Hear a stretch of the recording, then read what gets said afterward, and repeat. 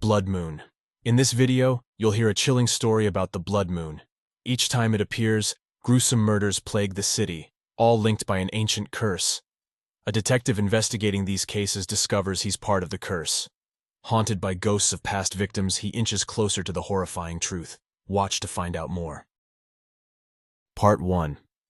The city was cloaked in an eerie silence, the kind that settles in just before something terrible happens. I stood on the rooftop, my eyes fixed on the crimson moon hanging ominously in the night sky. The Blood Moon, they called it. Every time it appeared, the city was plunged into a nightmare of gruesome murders. As a detective, I had seen my fair share of horrors, but the Blood Moon murders were something else entirely. Each victim was mutilated in ways that defied explanation, and the pattern was always the same: a lineage traced back to an ancient curse. My name is Detective James Holloway, and tonight I was determined to break the cycle. The latest victim, a woman named Emily Carter, had been found just hours ago. Her body was discovered in her apartment, arranged in a grotesque tableau that echoed the rituals of a long-forgotten era. The sight of her lifeless eyes still haunted me as I made my way down the dark streets, my mind racing with questions. What was the connection between these victims? Why did the Blood Moon trigger such violence? And most importantly, how was I connected to it all? I arrived at Emily's apartment, the scene still cordoned off by police tape. The smell of death lingered in the air, a metallic tang that clung to everything. I nodded to the officer on duty and stepped inside, my flashlight cutting through the darkness.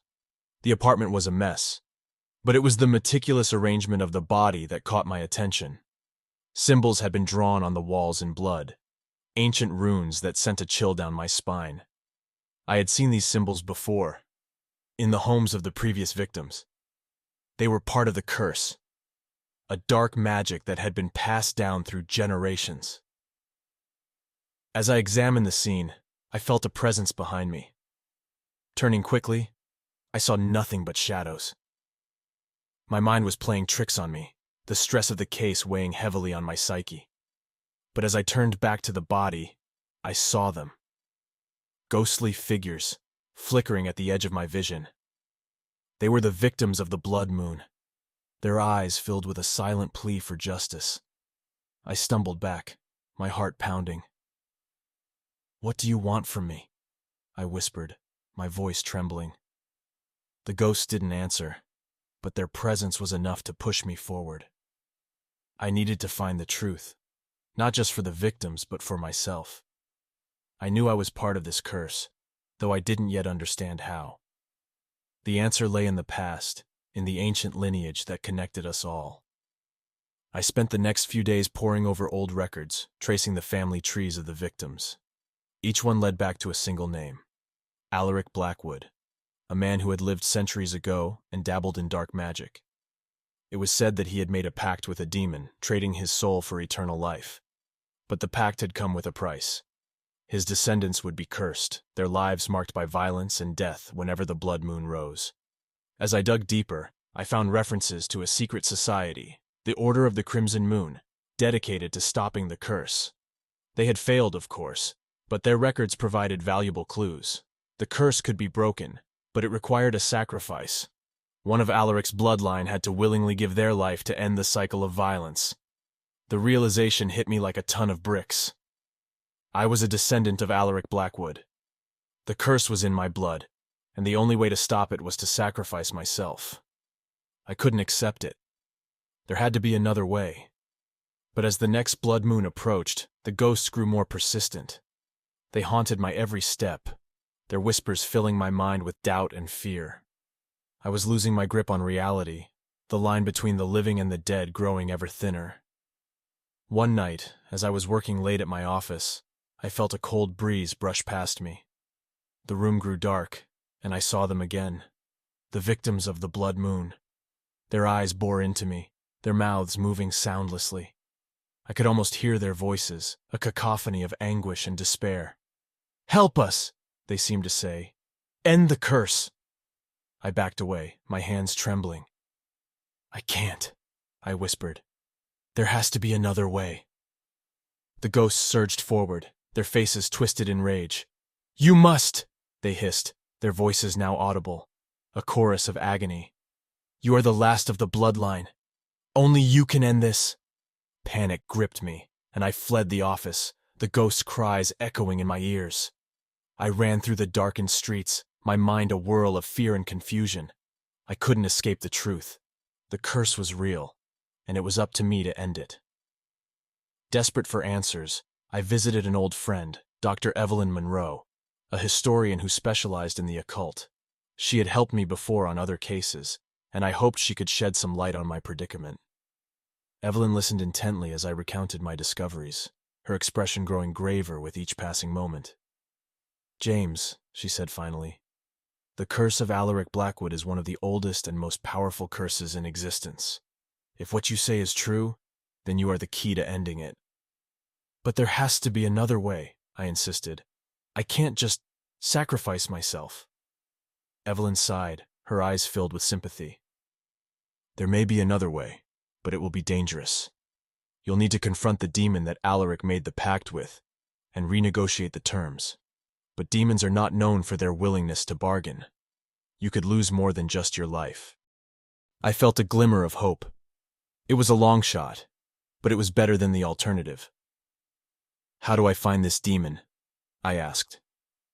Evelyn handed me a dusty old book, its pages filled with arcane symbols and incantations. "This will help you summon the demon. But be careful, James.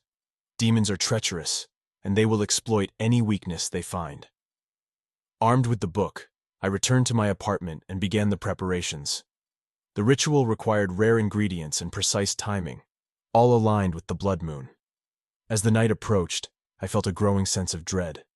The ghosts of the victims visited me more frequently, their faces twisted in anguish. They knew what I was planning, and they were desperate for release. The night of the blood moon arrived, and I was ready. I stood in the center of a chalk circle, the ancient symbols glowing faintly in the candlelight. The book lay open before me, and I began to chant the incantation, my voice trembling with fear. The air grew cold, and the room darkened. The shadows deepened, and a figure began to materialize before me. The demon was tall and gaunt, its eyes burning with an otherworldly fire. It smiled, revealing rows of sharp, jagged teeth. "You dare summon me, mortal!" it hissed, its voice like the rustling of dead leaves. "I seek to end the curse of Alaric Blackwood," I said, trying to keep my voice steady. "I wish to renegotiate the terms." The demon laughed, a sound that sent chills down my spine. "You think you can bargain with me? Alaric's bloodline is cursed for eternity. There is no renegotiation."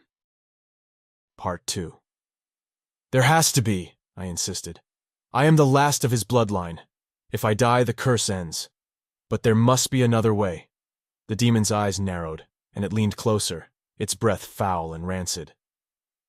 "Very well," it said finally. "There is another way. But it will cost you dearly." I hesitated, fear gripping my heart. "What do you want?" The demon's smile widened. "Your soul, Detective Holloway. In exchange for ending the curse, you will serve me for eternity." I felt a cold sweat break out on my forehead. The thought of spending eternity in servitude to this creature was terrifying, but the alternative was unthinkable. I took a deep breath, trying to steel myself for what was to come. "I accept," I said, my voice barely above a whisper. The demon's eyes glowed with satisfaction. "Very well then. The curse is broken. But remember, James Holloway, you belong to me now." The demon vanished, leaving me alone in the circle. The room grew warm again, and the oppressive energy lifted. The curse was broken, but at what cost? The ghosts of the victims faded away, their expressions of gratitude mixed with sorrow. They were free, but I had damned myself to save them. I sat in the circle, my mind numb with the enormity of what I had done. The blood moon shone brightly in the sky, but for the first time it didn't fill me with dread. The murders would stop, the curse was lifted. But my soul was now bound to a demon, and my fate was sealed. As I sat there, I wondered if I had made the right choice. Had I saved the city, or had I simply traded one curse for another? Only time would tell. But for now, I had bought us all a reprieve, and that was enough. The next few days passed in a blur. I tried to return to my normal routine, but nothing felt normal anymore. The city was quiet, as if it too was holding its breath, waiting to see what would happen next. The ghosts no longer haunted my steps, but the memory of their faces lingered in my mind. I couldn't shake the feeling that I had missed something, some crucial piece of the puzzle. The demon had promised to end the curse, but could I really trust it? One night, as I was walking home from the station, I felt a chill run down my spine. The streets were deserted, and the air was thick with an unnatural stillness. I quickened my pace, but the feeling of being watched only grew stronger. Suddenly, a figure stepped out of the shadows, blocking my path. It was a man, tall and thin, with piercing eyes that seemed to look right through me. "Detective Holloway," he said, his voice smooth and cold. "I've been waiting for you." "Who are you?" I asked, my hand instinctively reaching for my gun. The man smiled, a cruel twist of his lips. "I am the one who sent the demon to you. You didn't think it was all a coincidence, did you? The blood moon, the murders, the curse. It was all orchestrated by me." "Why?" I demanded, my mind racing. "What do you want?" The man's smile widened. "Power, detective. Power over life and death, over the very fabric of reality. And you, my dear detective, are the key to unlocking that power." Before I could react, the man lunged at me, his hands glowing with a dark energy. I tried to fight back, but he was too strong. The last thing I saw before everything went black was his eyes, burning with an unholy light. When I woke up, I was in a dark room, bound to a chair. The man stood before me, his eyes fixed on mine. "Welcome, detective," he said, his voice dripping with malice. "Welcome to the end of your journey." I struggled against the ropes, but they held fast. "What do you want from me?" I asked, my voice hoarse. "I want your soul, detective," he said, his eyes gleaming. "The demon may have claimed it, but I am the one who controls it. And now you will serve me." Desperation clawed at my chest. "I won't do it," I said through gritted teeth. "I won't serve you." The man laughed, a harsh grating sound. "You have no choice, detective. The curse may be broken, but your soul is still bound, and I am the master of that bond." He raised his hands, and a dark energy flowed from his fingertips, enveloping me. Pain shot through my body, and I screamed. The man watched, his eyes cold and calculating. "You see, detective," he said, "you were never meant to break the curse. You were meant to fulfill it, to become the vessel of its power. And now, you will do my bidding." The pain intensified, and I felt my consciousness slipping away. As the darkness closed in, I heard the man's voice, whispering in my ear. "Welcome to your new reality, detective. Welcome to the blood moon."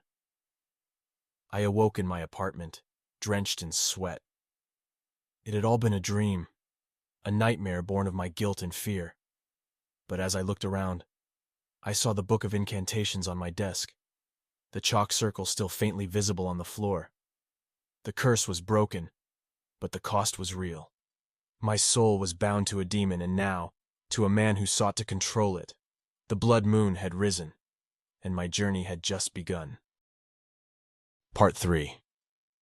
Days passed, and the weight of my new reality began to settle in. I tried to go about my daily routine, but the presence of the dark energy within me was impossible to ignore. The man's voice haunted my thoughts, a constant reminder of the bond that now enslaved me. The city seemed unchanged on the surface, but I could sense an undercurrent of unease. People whispered about the sudden end of the Blood Moon murders, but no one knew the true cost. I threw myself into my work, hoping to find some semblance of normalcy. The precinct was abuzz with theories and speculation, but I kept my distance. I couldn't afford to let anyone get too close, to see the darkness that now lingered just beneath my skin. One evening, as I was poring over case files in my office, a knock on the door startled me. It was Dr. Evelyn Monroe, her expression grave. "James," she said, closing the door behind her, "we need to talk." I gestured for her to sit, my heart sinking. "What is it, Evelyn?" She handed me a folder, her eyes searching mine. "I've been doing some research. The man you encountered, the one who claimed to control the demon. I believe I know who he is." I opened the folder, scanning the contents. It contained old photographs and documents, detailing the life of a man named Victor Blackwood. The resemblance to the man I had encountered was uncanny. Victor Blackwood, I muttered. Another descendant of Alaric? Evelyn nodded. Yes. Victor has been obsessed with dark magic for years. He believes that by controlling the curse, he can harness its power for himself. And it seems he succeeded in binding your soul to him. I felt a surge of anger and despair. So what do we do? How do we stop him? Evelyn hesitated. There may be a way to sever the bond, but it's risky. It involves confronting Victor directly and using a counter-ritual to break his hold on you. But it's dangerous, James. Victor is powerful, and if we fail, you could be lost forever. I clenched my fists, determination hardening my resolve. We have to try. I can't live like this, Evelyn. I won't be his puppet. Evelyn placed a reassuring hand on my shoulder. Then we'll do it together. But we need to be prepared. This won't be easy. The following nights were spent in preparation. Evelyn and I pored over ancient texts, gathering the necessary ingredients and memorizing the incantations for the counter-ritual. The tension between us was palpable, the gravity of our task weighing heavily on our minds. The night of the blood moon approached once more, and with it, the time to confront Victor. On the eve of the blood moon, Evelyn and I made our way to an abandoned mansion on the outskirts of the city. It was a decrepit place, its once grand facade now crumbling and overgrown with vines. This was where Victor had taken up residence, drawing power from the dark energies that seeped through its walls. As we approached, I could feel the malevolent force emanating from within, a cold, oppressive presence that chilled me to the bone. We entered the mansion cautiously, our flashlights cutting through the thick darkness. The air was thick with the scent of decay, and the floorboards creaked ominously beneath our feet. As we made our way through the labyrinthine corridors, I felt a growing sense of dread. The mansion was a place of nightmares, and we were walking straight into the heart of it. Finally, we reached a grand hall, its walls adorned with ancient tapestries and symbols of dark power. At the center of the room stood Victor, his eyes glowing with a sinister light. He smiled as we entered, a look of triumph on his face. "Welcome, detective," he said, his voice echoing through the hall. "I see you've brought a friend. How quaint." Evelyn stepped forward, her voice steady. "We're here to end this, Victor. Your reign of terror ends tonight." Victor laughed, a sound that sent shivers down my spine. "You think you can defeat me? You who are bound to my will. You have no power here." Evelyn began to chant the incantation, her voice rising in strength and power. I joined in, feeling the words resonate deep within me. The symbols on the walls began to glow, and a fierce wind whipped through the hall.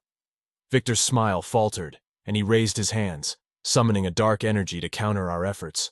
The room became a battleground of light and shadow, the forces of good and evil clashing in a violent storm. I felt Victor's grip on my soul tighten, a searing pain that threatened to consume me. But I pushed through, drawing on every ounce of strength I had. This was my fight, my chance to break free. As the incantation reached its climax, a blinding light filled the hall. Victor screamed, his form twisting and contorting as the power of the ritual took hold. I felt the bond shatter, a surge of energy that left me gasping for breath. The light faded, and Victor lay on the ground, defeated. Evelyn rushed to my side, her eyes filled with concern. "James, are you okay?" I nodded, exhaustion washing over me. "It's over, Evelyn. The curse is broken." But even as I said the words, I knew that our victory had come at a great cost. The darkness that had haunted me for so long was gone, but the scars remained. The city was safe, for now, but the shadows would always linger at the edges of my mind. As we left the mansion, the first rays of dawn breaking over the horizon, I felt a sense of peace. The blood moon had set, and with it, the curse that had plagued us for generations. But I knew that this was only the beginning. The world was full of darkness, and it was up to people like me to stand against it.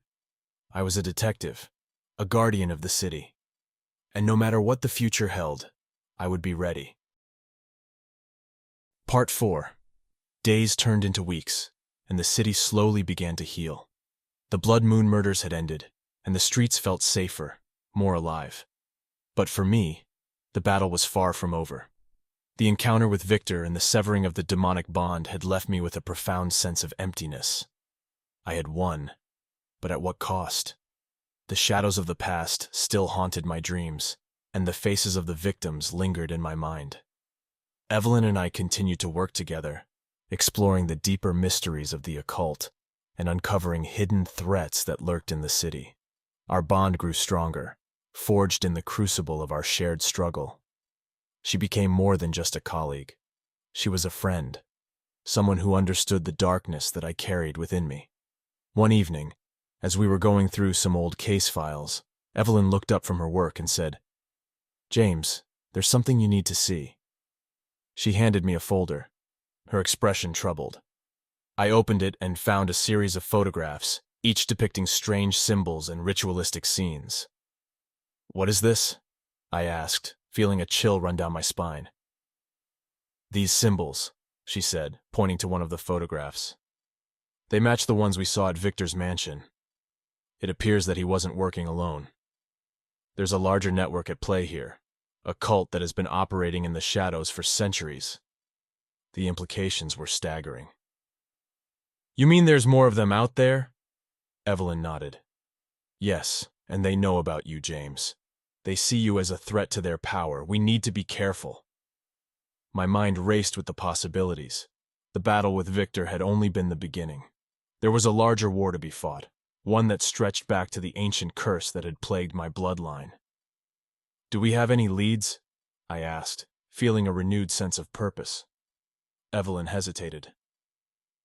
"There is one place we could start, an old library on the outskirts of the city. It's said to contain rare texts and artifacts related to dark magic. If we can find it, we might uncover more about this cult and their plans."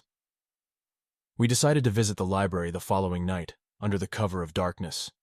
The building was a relic of a bygone era, its stone facade weathered and covered in ivy. As we approached, I felt a familiar sense of dread, the same oppressive energy that had filled Victor's mansion. Inside, the air was thick with dust, and the silence was almost suffocating. We moved cautiously through the aisles, our flashlights illuminating rows of ancient books and crumbling scrolls. Evelyn led the way, her knowledge of the occult guiding us deeper into the heart of the library. We reached a hidden section, concealed behind a false wall. The room was small and cluttered, filled with relics and artifacts that pulsed with a dark energy. Evelyn's eyes lit up as she examined the items, her fingers tracing the intricate patterns etched into their surfaces. "Look at this," she whispered, holding up a worn journal. "It's a record of the cult's activities, dating back centuries. This could be the key to understanding their plans." We spent hours poring over the journal, piecing together the fragmented history of the cult. They had been responsible for countless atrocities, their influence spreading like a cancer through the city. Their ultimate goal was the resurrection of Alaric Blackwood, to bring him back from the dead and unleash his dark power upon the world. As the pieces fell into place, I felt a growing sense of urgency. We had to stop them before they could carry out their plan. But the cult was vast and well hidden, their members embedded in every level of society. It would be a daunting task, but we had no choice. The fate of the city, and perhaps the world, depended on it. We left the library with a renewed sense of purpose, but also with a heavy burden. The journal had revealed a disturbing truth. The cult was aware of our actions and was already making moves to counter us. We were walking into a deadly game, and the stakes couldn't be higher. As we drove back to the city, Evelyn turned to me, her expression serious. "James, we need to be prepared for anything. They will come after us and they won't stop until we're dead." I nodded, gripping the steering wheel tightly. "I know, but we can't back down now. We have to see this through." The following days were a whirlwind of preparation. We gathered allies, those who were willing to stand with us against the darkness. We fortified our defenses, knowing that the cult would strike at any moment. The tension was palpable, each day bringing us closer to the inevitable confrontation. One night, as I was returning home, I felt a familiar chill. The streets were eerily quiet, and the shadows seemed to close in around me. I quickened my pace, my hand instinctively reaching for my gun. But before I could react, a figure stepped out of the darkness, blocking my path. It was one of the cult's enforcers, a man with a cold, calculating gaze. "Detective Holloway," he said, his voice dripping with malice. "We've been expecting you." I tensed, ready for a fight. "What do you want?" The man smiled, a cruel twist of his lips. "To offer you a choice. Join us, embrace your true heritage, and you will be rewarded beyond your wildest dreams, or refuse and face the consequences." Anger surged through me. "I will never join you. Your time is up." The man's smile faded, replaced by a look of disdain. "So be it. You have sealed your fate." With a swift motion, he lunged at me, his hands crackling with dark energy. I dodged his attack, drawing my gun and firing. The bullet struck him in the shoulder, but he barely flinched. We fought in the shadows, a deadly dance of light and dark. The fight was brutal, and I could feel my strength waning, but I refused to give in. With a final, desperate effort, I managed to knock the enforcer to the ground. He lay there, gasping for breath, his eyes filled with hatred. "This isn't over, Holloway," he spat. "The cult will rise, and you will fall." I stood over him, my gun trained on his head. "Not if I have anything to say about it." The enforcer's eyes widened with fear as I pulled the trigger, ending his life. The echoes of the gunshot faded into the night, leaving me alone in the darkness.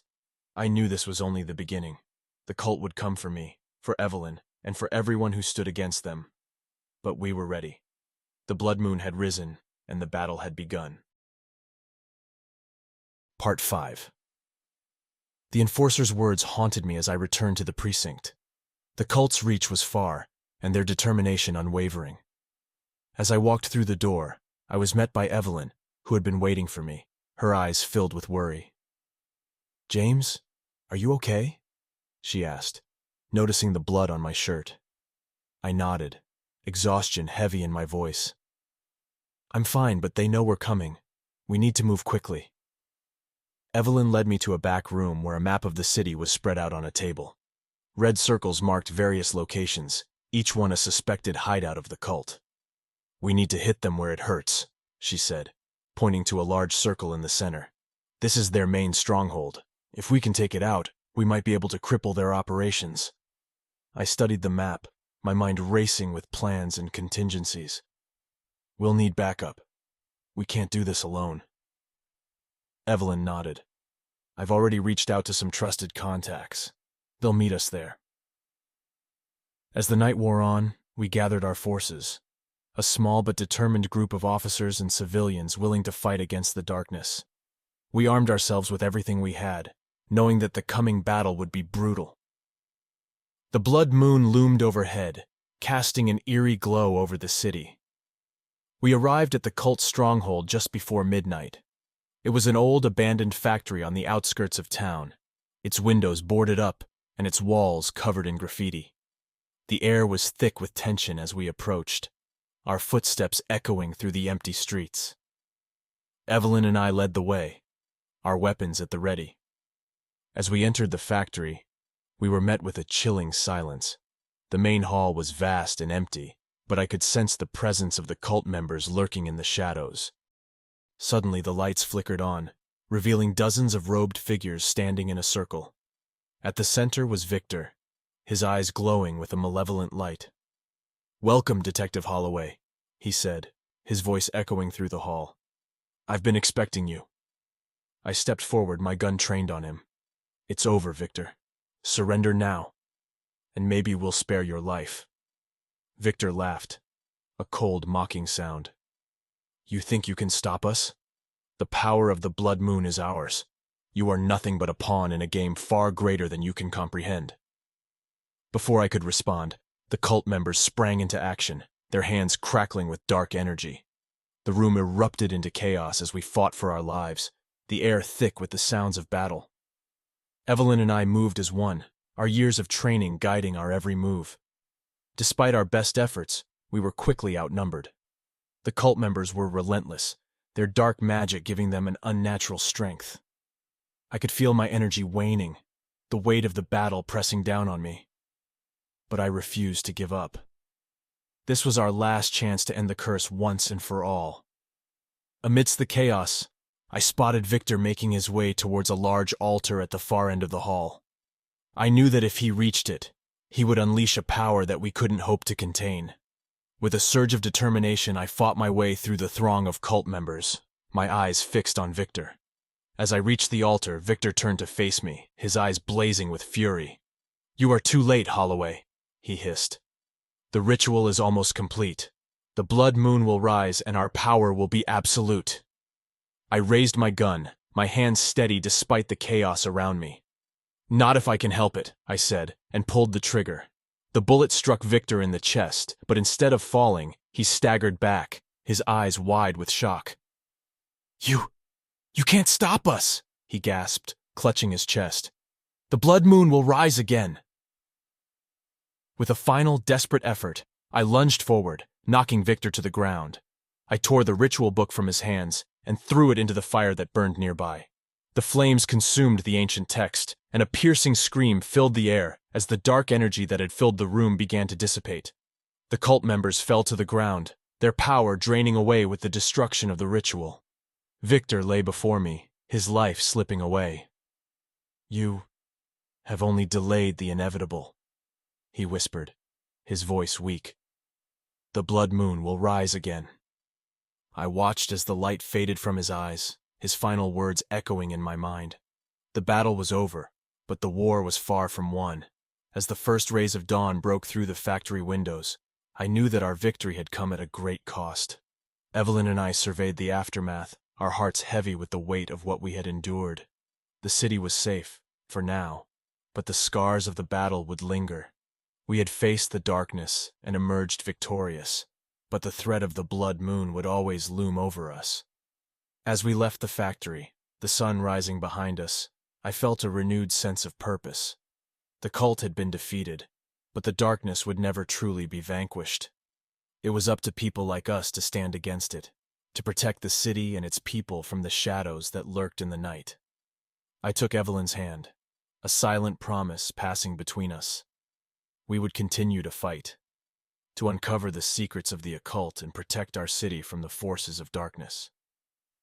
The blood moon had risen, and we had faced its wrath. But as long as we stood together, we would never be defeated. And so, with the dawn of a new day, we prepared for the battles yet to come. The city slept, unaware of the dangers that had been averted, but we knew the truth. The blood moon would rise again, and when it did, we would be ready. So, my friends, that's the end of the story. You can go to my playlist and see many more interesting scary stories.